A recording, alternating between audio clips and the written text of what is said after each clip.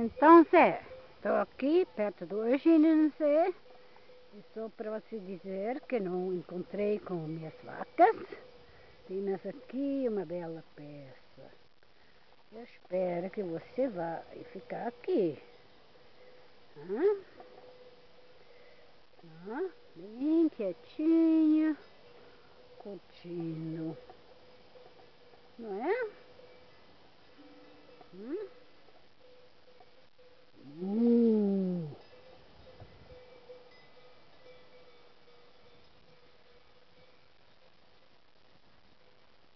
Já não conte, ufa, tem algo mais aqui.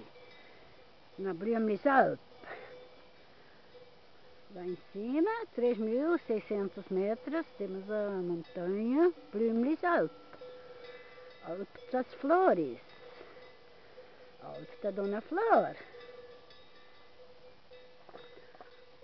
Mas vocês são todos muito preguiçosas. Uma única está aqui comendo nossas plantinhas gostosinhas, né? Bicho no Yumi, né? O bicho no Arline. Esse é um bezerro grande que ainda está com atividade.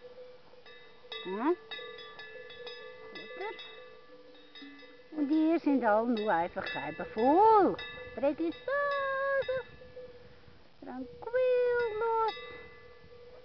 Você, então, é isso aí.